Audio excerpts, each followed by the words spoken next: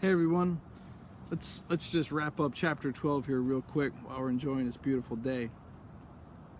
I'm going to read here for a second, so pardon me.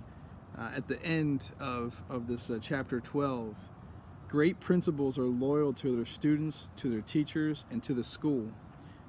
They expect loyalty to students and the school to take precedence over the loyalty to themselves. And I love reading this because I feel this is exactly how I led when I was a principal at Chartered A School. I used to tell the kids and the teachers that, listen, I'm the least important person on this campus. Anytime that there was an issue, I always told the teachers, hey, look, if you can't find me, you make the decision on what's best for the student, right? And in this case, Whitaker does a great job of really kind of getting us to really think about not just students, whether it's removing a student, changing. I mean, schools have to be ready to shift on a dime, charter schools especially. And what keeps those decisions pure is the culture, right? The culture and the autonomy and the recognition that you give teachers to make those types of decisions. And if they make poor decisions, then it's a great coaching opportunity, right? It's a learning opportunity.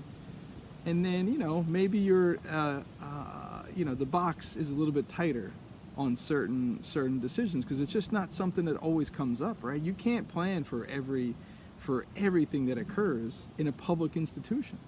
And you have to understand that, right? So it's always about letting your teachers know how valuable they are, but most importantly, making sure they're aware that our students are our most precious commodity. Without them, the school wouldn't exist, right? Without them, the future of our country is also in danger. So loyal to whom is who Whitaker asks, right? Loyal to whom? When I read this, I interpret this as the loyalty should never be to do what I think my principal thinks I should do. It's what I believe should be done for the betterment of all the students. And then after that, we'll sit and we'll reflect and we'll think through what we may or may not have done differently, right? Because in every action in life, there needs to be reflection in order to grow, right? So the loyalty to whom is very, very interesting. As a charter school consultant, the schools that we deal with, have a lot of, sometimes, trust issues and inconsistencies, and it typically comes from people not feeling valued to make their own decisions, right? Or they're not trained well enough, and I hate that word trained. They're not coached and developed well enough to be able to make those decisions, right? Because the principal hasn't had a realistic conversation with them about certain aspects of the school. So I think this chapter is really important. It's important for you to self-reflect about what is the chain of command in your school, right? It's not the students are in charge. They're just everything is for them, right? Everything is for them. And the school definitely could not function if there were only a principal. You need teachers. So really, who is the least important person on the campus? A lot of leaders think that everything, wouldn't survive without that. And I'm here to tell you, your job as a leader is to ensure that your organization can survive and thrive if you're not there. Nothing crawls my skin more than hearing a principal say, I can't come to your training today. There's just too much going on at school.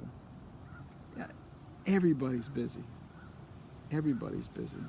You don't know about that one thing. Like, you're never going to learn whether you have built strong practices in your school until you take that step out. I ask charter school boards, can your school pass the bus test? And that's if your leader got hit by a bus tomorrow or hopped on a bus tomorrow, whatever way you want to put it, could your school survive? And if the answer is no, that's a massive problem. It's a massive problem. It's your responsibility to build succession plans, and that means you need to put your ego aside and understand that nobody needs to be loyal to you. What they need to be loyal to is to the students and what's best for all the students in the school for the future. Looking forward to talking to you more in chapter 13. Have a great day.